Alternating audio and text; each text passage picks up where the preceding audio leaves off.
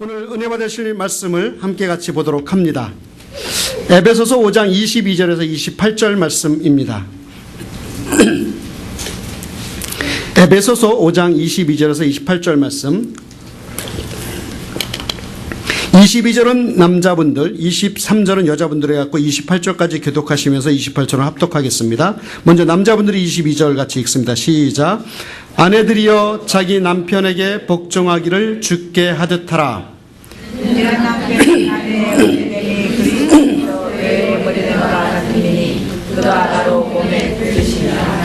그러므로 교회가 그리스도에게 하듯 아내들도 범사에 자기 남편에게 복종할지니라. 남편들아 아내 사랑하기를 그리스도께서 교회를 사랑하시고 그 교회를 위하여 자신을 주신같이 하라. 이는 곧 물로 씻어 말씀으로 깨끗하게 하사 거룩하게 하시고 자기 앞에 영광스러운 교회로 세우사 피나 주름 잡힌 것이나 이런 것들이 없이 거룩하고 흠이 없게 하려 하시니라. 함께합니다. 이와 같이 남편들도 자기 아내 사랑하기를 자기 자신과 같이 할지니 자기 아내를 사랑하는 자는 자기를 사랑하는 것이라. 아멘. 예, 오늘은 그동안 진행해왔던 명문 가문 명품 가족 시리즈 마지막 네 번째 시간으로요. 가정, 행복을 담는 그릇이라고 하는 제목으로 함께 은혜를 나누도록 하겠습니다. 흔히 사람들이 이야기하기를 집은 있어도 가정은 없다. 하우스는 있어도 홈이 없다라고 이야기합니다. 이 말의 의미를 가만히 살펴보면 그 과학 기술과 문명이 그 발전함으로 인해 물질 문명의 그 매력적인 부분이 인간의 존엄성을 파괴시키고 비인간화하여 우리의 현실이 인간적인 어떤 그 사랑으로 이루어지는 것이 아니라 물질 문명에 의해서 움직여지는 그런 모습들을 표현하고 있는 것입니다. 무엇보다도 그런 상황 속에서 가장 위험한 것은 개인의 인격이 상실이 되어지고 파괴가 되어지고 가족 공동체의 전통적인 가족 공동체의 구조가 변함으로 말미암아 가정의 균형이 깨어져 결손 가정을 이루게 되는 상황들을 지금 시대에 많이 볼 수가 있습니다. 사실 물질 문명이 발전함으로 인해서 옛날보다 튼튼하고 편안하게 잘 지어진 집은 있어서 잠은 잘 잡니다. 또 쉬는 건 잘 쉽니다. 밥을 먹는 데는 아무런 문제가 없는 것 같아 보이지만 실제적으로 지친 영혼을 편안하게 쉴 수 있는 가정은 점점 사라지고 있는 것이 지금 현대의 모습이 아닌가 그렇게 생각을 합니다. 저는 점점 사라져가고 있는 이러한 가정을 보면서 목회를 하며 참 마음이 아파움을 느낍니다. 가정의 창조는 하나님의 창조 중에 가장 아름다운 작품이라고 저는 생각을 합니다. 이 세상에 많은 그 만물들을 창조하셨지만 가장 아름다운 창조물은 저는 가정이라고 생각합니다. 그래서 가정은 작은 하나의 교회요. 가정은 하나님과 교제하는 곳이 바로 가정입니다. 그리고 가정의 구성원들로 부모를 주셨고요. 또 남편을 주셨고요. 아내를 주셨고 자녀들을 주셨는데 저는 특별히 이렇게 주신 가정 구성원들 중에 가장 중요한 관계가 무슨 관계냐면 부부관계라고 생각을 합니다. 부부관계가 건강하냐 건강하지 못하냐에 따라서 부모와의 관계가 설정이 되고요. 자녀들과의 관계가 설정되어지는 모습들을 볼 수가 있어요. 그렇기 때문에 우리 가정에서 제일 중요한 것은 부부 간의 관계가 가장 중요하다고 저는 생각을 합니다. 이 부부 관계야말로 한 가정이 행복하기 위한 가장 기초요 초석이라고 생각합니다. 한 가정에서 부부관계가 어떠냐에 따라 그 가정의 행복이 좌우되기도 합니다. 그런데 현대를 살아가면서 보면 그렇게 귀중한 부부관계가, 가장 소중한 부부관계가 원만하지 못한 것을 많이 목격합니다. 어떤 그 사이가 좋지 못한, 관계가 최근에 들어서 좋지 못한 크리스찬 부부가 있었습니다. 그래서 오늘 주일날 아침 교회를 가려다가 사소한 문제로 대판 싸웁니다. 그리고 나서 아내가 차문을 꽝 닫으고 나 오늘 교회 안 가! 하고 집으로 들어가 버렸어요. 저는 아직도 미스터리입니다. 왜 둘이 싸웠는데 왜 교회를 안 오는지 모르겠어요. 여러분들 제발 그러지 마세요. 싸워도 교회는 오세요. 그래서 어찌됐든 간에 그렇게 이제 싸우게 돼서 남편 혼자 교회에 다녀오더니만 남편의 태도가 바뀌었어요. 생전에 부인에게 사랑한다는 말을 한마디 안 하던 남편이 싹 보더니 지그시 눈을 뜨고 여보 사랑해 그러더래요. 그리고 부인에게 애교까지 떱니다. 평소에는 할 일이 없으면은요 누워서 TV를 보거나 잠만 자면서 집안일이라고는 도무지 도와주지 않던 남편이 그날따라 청소기를 돌립니다.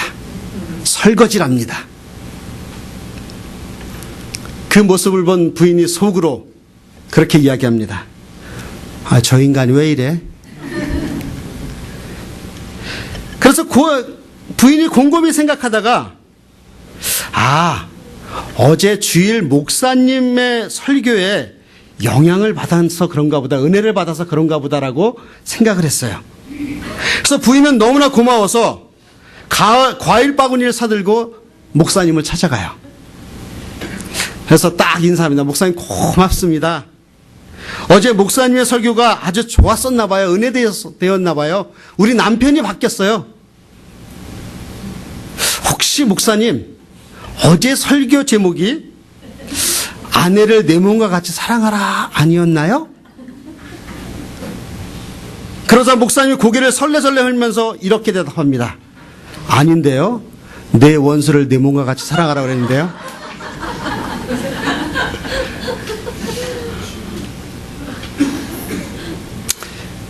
부부들이 있다면 왼수들 한번 쳐다보시죠.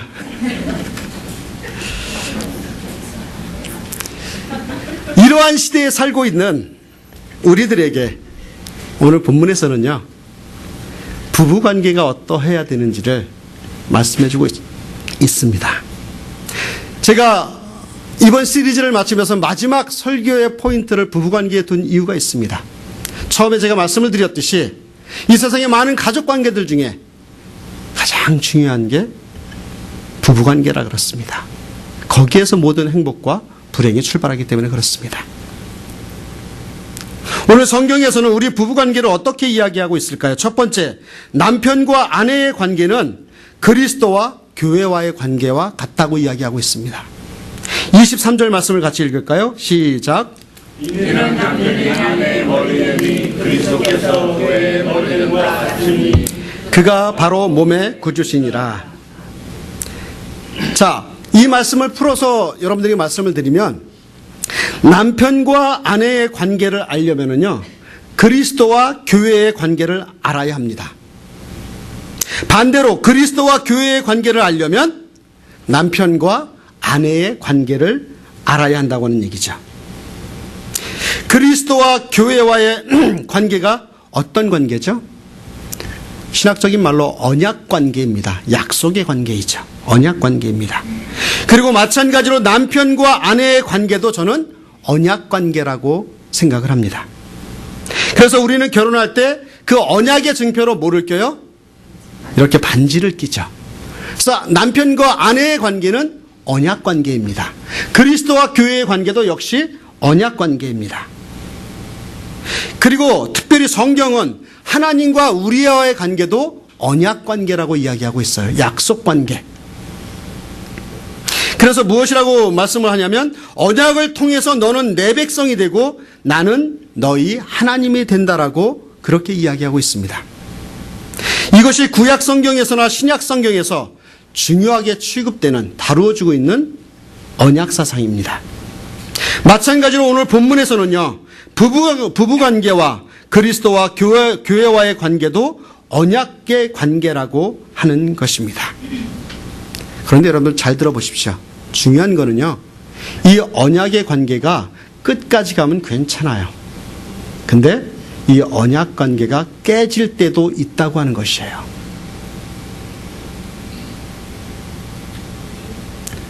하나님과 나 사이에, 그리고 부부 사이에 그 맺어진 언약 관계가 깨질 수도 있다라고 하는 거예요. 언제요? 죄가 들어올 때. 죄가 들어올 때. 죄가 개입하게 될 때 하나님과 나 사이에는 그 언약이 깨어집니다. 부부와 부부 사이에는 그 언약이 깨어지게 됩니다. 우리가 잘 아는 창세기에 나오는 아담과 하와 부부를 통해서 우리가 배울 수 있는 것은 언약으로 맺어진 부부 사이에는 절대적으로 죄가 개입하지 말아야 된다고 하는 거예요. 남편에게 아내가 모르는 죄가 있다든지 아내에게 남편이 모르는 죄가 있다든지 하면 그 부부 사이에 맺어진 언약은 깨어지게끔 되어져 있습니다. 서로 간에 맺은 그 결혼식에서 맺은 그 언약이 깨어지기 시작한다고 하는 것이죠. 그래서 저는 그렇게 생각합니다.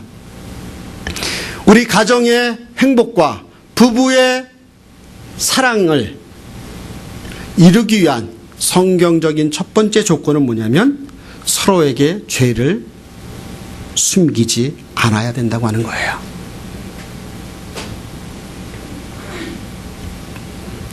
죄송스럽게 이렇게 여러분들에게 도전하고 싶습니다. 혹시 저와 여러분들 가운데 남편에게, 아내에게 숨기고 있는 죄가 있다면 그 죄가 예수 그리스도의 이름으로 떠나가기를 주의 이름으로 축원합니다. 그 숨겨진 죄를 제거하지 않으면 아무리 좋은 집, 아무리 좋은 차, 아무리 많은 돈을 갖고 있는다 할지라도 그 부부는, 그 언약 관계는 깨질 수밖에 없습니다. 왜요? 죄는요, 관계를 깨트리는 근본적인 속성을 갖고 있기 때문에 그렇습니다. 아담과 하와가 죄를 짓고 난 다음에 하나님과 그들과의 언약 관계가 깨져버렸습니다. 남편과 아내의 관계, 그리고 교회와 그리스도와의 관계에 있어서 가장 중요한 것은 서로에 대한 언약, 즉 신의를 지켜야 된다고 하는 거예요. 남편과 아내 사이에 목에 칼이 들어오더라도 서로를 믿는 신의를 지키시는 저와 여러분들이 되시기를 주의 이름으로 축원합니다. 그리고 교회와 그리스도 사이에 어떤 시험이 온다 할지라도 그 신의를 지켜나가는 우리 한마음교회 공동체가 될 수 있었으면 좋겠습니다. 하나님과 우리의 관계, 그리고 우리 부부의 관계는 죄를 버리고 신의를 지켜나갈 때 우리의 공동체는 아름답게 성장해 갈 줄 믿습니다. 두 번째, 주시는 하나님의 교훈은 아내들은 죽게 하듯 남편에게 복종합시다. 왜 아멘들을 안 하세요, 여자분들? 다시 한번 합니다. 아내들은 죽게 하듯 남편에게 복종합시다. 22절 말씀을 읽겠습니다. 시작. 아내들이요 자기 남편에게 복종을 주의하여 하더라. 네, 분명하게 성경에는 아내들은 남편에게 복종해야 된다고 말씀하고 있어요. 제 이야기가 아닙니다. 성경의 말씀이에요. 남편에게 복종하는데 그 복종하는 수준이 어느 수준일까요? 어느 수준까지? 주님께 하듯 하라고 이야기하고 있습니다. 죽게 하듯 하라고. 이 말씀의 의미는요, 남편이 주님과 똑같은 위치에 있다는 얘기가 아니고요, 주님께 복종하듯이 남편에게도 그렇게 하라고 하는 것입니다. 남편과 주님 중에서 누구에게 먼저 복종을 해야 될까요? 남편과 주님 중에 누구에게 먼저 복종을 해야 돼요? 물론 주님이 먼저입니다. 남편에게 하듯 주님에게 하라라가 아니고 주님께 복종하듯 남편에게 복종하라고 말씀하고 있잖아요. 이 순서가 바뀌면은요, 신앙생활과 가정생활의 순서가 바뀌는 거예요. 행복이 없어져요. 많은 남편들이 주님보다 자신에게 먼저 복종할 것을 요구합니다. 그리고 아내들도 남편의 요구에 따라 이렇게 따라가는 경우를 흔히 봅니다. 남편이 주일날 예배드리기보다는 등산을 간다든지 낚시를 간다든지 골프를 친다든지 무슨 모임에 가거나 가족끼리 놀러 가자 하면 그렇게 엉뚱한 길로 나아갈 때 아내로서 어떻게 해야 돼요? 누구에게 복종해야 됩니까? 주님께 복종해야 돼요. 그렇게 하는 것이 궁극적으로 남편을 위하는 길입니다. 그리고 그 길이 가족을 위하는 길이요, 하나님의 은혜와 축복을 누리는 길인 줄 믿습니다. 그래서 주님의 뜻과 남편의 뜻 중에 먼저는 주님의 뜻입니다. 그러나 주님의 뜻과 어긋나는 일이 아닐 때는요, 아내는요, 자신의 고집대로 하지 말고요, 좀 남편에게 복종해 주세요. 하나님의 뜻과 어긋나지 않으면 내 뜻에 어긋난다고 남편에 대해서 좀 고개 세우지 말고요, 큰 소리 내지 말고요, 여보 부탁해요, 사모님 여기 보세요.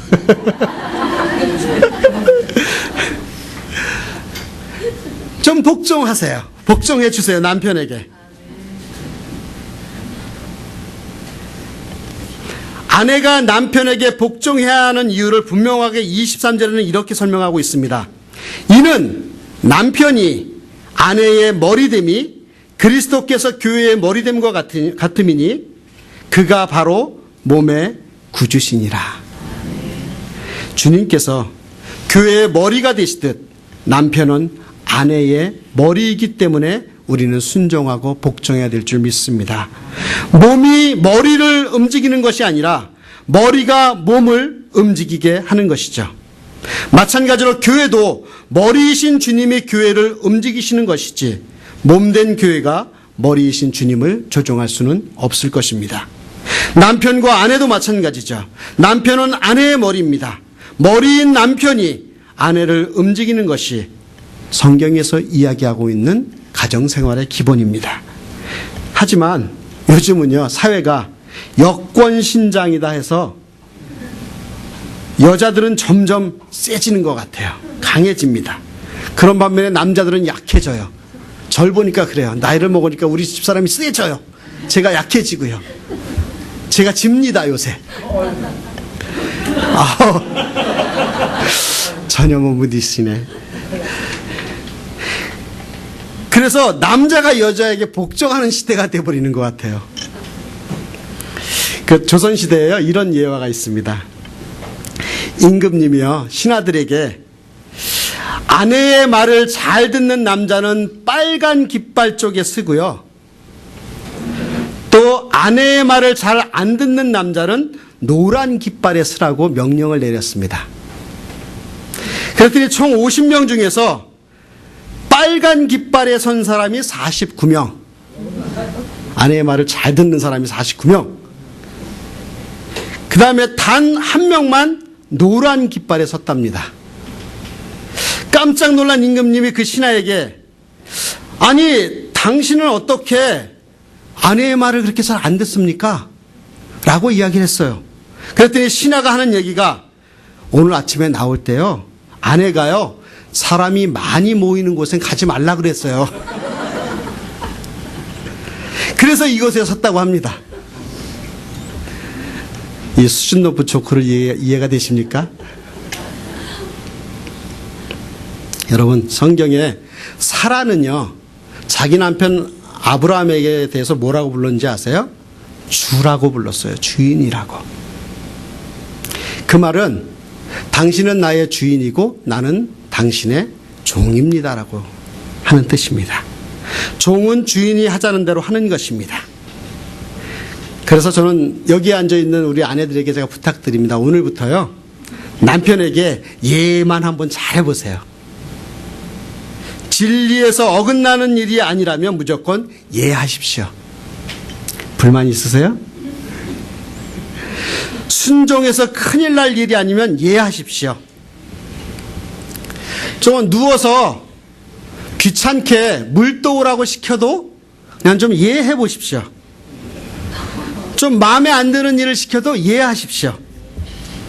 그리고 싱글벙글 웃으며 순종해 보십시오.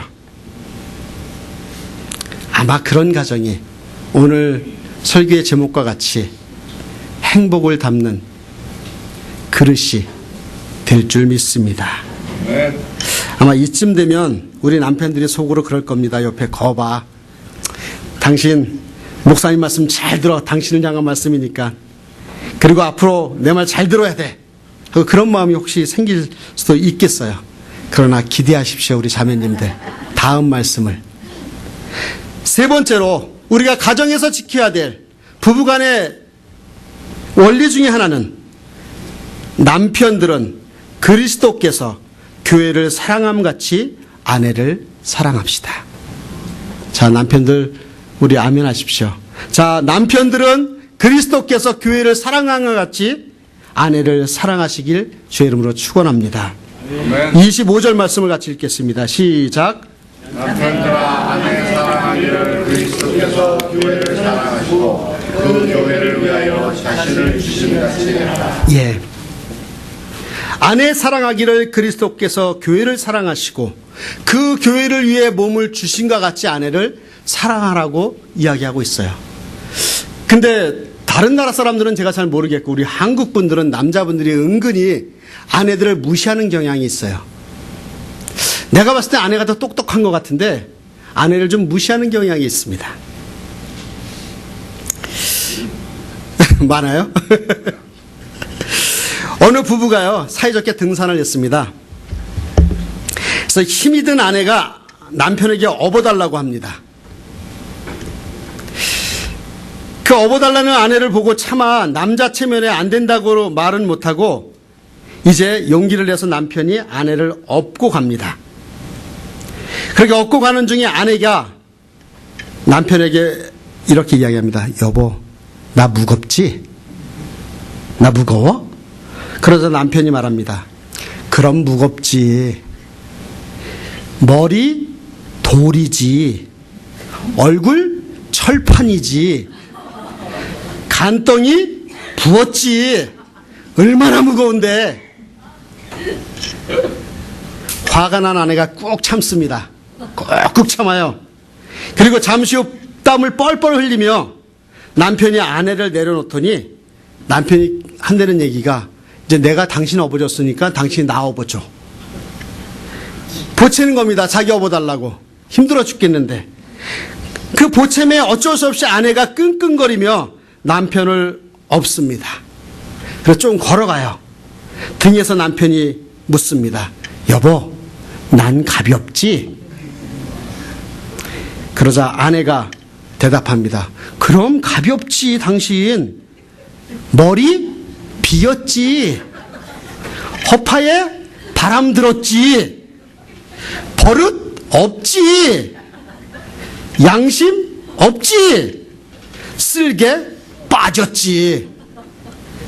얼마나 가벼운지 몰라. 그러더랍니다. 오늘 본문에 보니까요. 남편들이 아내를 사랑하되 주님이 교회를 사랑하는 것 같이 사랑하라고 하셨습니다. 주님께서 교회를 얼마나 사랑하셨죠? 교회를 위하여 자신을 주시기까지 사랑하셨습니다. 교회를 위하여, 우리들을 위하여 십자가에서 죽으실 만큼 교회를 사랑하셨습니다. 또 오늘 본문을 가만히 보면은요, 남편의 책임이 더 무거운 것 같아요. 왜요? 남편의 책임을 이야기하는 내용이요, 아내의 책임을 이야기하는 내용보다 2배가 더 많습니다. 오늘 본문에도 보면은요. 사랑하는 남편 여러분, 저를 포함한 모든 남편 여러분, 성경은 우리에게 아내를 사랑하되 그리스도께서 교회를 사랑하셨듯이 아내를 사랑하라고 우리에게 책임을 주셨습니다. 여기에서 사용한 사랑이라고 하는 단어는 놀랍게도 아가페라고 하는 단어를 사용했습니다. 아가페는 저와 여러분들이 다 알다시피 하나님의 절대적인 사랑, 예수님의 십자가의 희생의 사랑에 쓰인 바로 그 절대적인 사랑의 표현이었습니다. 주님께서 십자가에서 보여주신 그 아가페의 사랑으로 남편들은 아내들을 사랑해야 된다고 오늘 성경은 주님은 말씀하고 있습니다. 예수님은 불완전하고 거룩하지 못한 죄인을 거룩하게 씻기 위해 주님이 밤새워 눈물로 기도하셨고 십자가에서 생명을 희생하셨습니다. 사랑하는 남편 여러분, 혹시 우리 아내가, 나의 아내가 어떤 때 보면 좀 부족해 보이고 온전치 못해 보인다 할지라도 주님의 사랑을 먼저 받은 우리로서 우리도 그렇게 주님의 사랑으로 아내를 사랑하는 남편들이 되시기를 주의 이름으로 축원합니다. 이 말씀은요, 십자가를 지는 자세가 없다면 아내를 진정으로 사랑할 수 없다고 하는 것입니다. 제 자신의 삶을 돌아보면요, 정말로 십자가를 지는 자세로 주님께서 그 몸을 내어 주셔서 교회를 사랑했던 그 사랑의 자세로 저의 아내를 충분히 사랑하지 못했음을 솔직하게 인정할 수밖에 없습니다. 오늘 말씀을 준비하며 이 말씀을 통해 다시 한번 제가 깨닫는 것은 저의 사랑하는 아내를, 내 생명을 바치지 않고는 아내를 온전히 사랑할 수 없다는 사실을 다시 한번 깨닫습니다. 사랑하는 남편 여러분, 우리가 우리 사랑하는 아내를 사랑하되 주님께서 우리를 위해 몸을 바쳐 주신 그 사랑과 같이 그 아가페의 사랑을 가지고 아내를 사랑할 수 있는 저와 여러분들이 되었으면 좋겠습니다. 특별히 이곳에 아직 결혼을 하지 못한, 아니요, 하지 못한 것이 아니고 하지 않은 우리 남자분들이 계시다면 앞으로 만날 그 아내를 이렇게 아가페의 사랑을 가지고 사랑하겠다라고 결심하는 이 시간이 되었으면 좋겠습니다. 예수 그리스도처럼 내 생명을 바치지 않고는 아내를 온전히 사랑할 수 없다는 사실을 우리가 깨닫고 자기 자신을 내어주는 사랑으로 하게 될 때만이 아내가 두려움 없이 남편에게 복종할 수 있게 됨을 깨닫는 이 시간이 되었으면 좋겠습니다. 저는 이번 명문 가문 명품 가족 시리즈를 마치면서 오늘 설교 제목을 가정, 행복을 담는 그릇이라고 정했습니다. 제가 지난 4주 동안 설교를 하면서 한 가지 소원이 있다면 우리 한마음 가족 모든 가정이 참으로 그 가정마다 행복을 가득히 담는 그릇이 되었으면 좋겠습니다. 그래서 행복을 담는 그릇이 되기 위한 첫 번째 발걸음인 오늘 말씀과 같이 아내는 남편에게 복종하고 남편은 아내를 아가페적인 사랑을 주는 그러한 부부가 되기를 주의 이름으로 축원합니다. 그렇게 되기 위해서 이번 주에 꼭 실천할 숙제를 한 가지 좀 드릴게요. 먼저 남편이 해야 될 숙제입니다. 한 주간 동안 매일 직장에 나가는 아침이나 또 밖에 나갔다 돌아오는 저녁마다 부드러운 말로요, 아내를 지그시 바라보면서 여보 사랑해 라고 한번 고백해 보십시오. 날씨 간지러운가요? 한번 해보세요. 거기에는 그냥 말로만 하시지 말고요, 이게 허깅이 동반된 사랑의 고백을 이번 주일간 한 주간 동안에 한번 해보십시오. 우리 남편들에게 숙제를 드립니다. 그리고 아내가 해야 될 숙제가 있습니다. 그것은 뭐냐면 남편을요 매일 칭찬하는 말 한마디씩 해주세요. 하다못해 여보 당신 오늘 머리가 멋져, 내가 본 중에 최고야. 그리고 나서 남편을 위해 하루에 한 번씩 꼭 기도해 주시되 저녁에 돌아올 때 맛있는 식사를 꼭 한 끼를 준비해 주시기 바랍니다. 그런 숙제를 여러분들이 꼭 드립니다. 다음 주에 점검합니다. 우리 남편들은 아내에게 사랑의 고백과 허깅을 해주시고요. 우리 아내들은 남편을 위해 칭찬해 주시고 기도와 식탁을 꼭 마련해 주실 때 우리 가정은 행복을 담는 그릇으로 성장할 줄 믿습니다.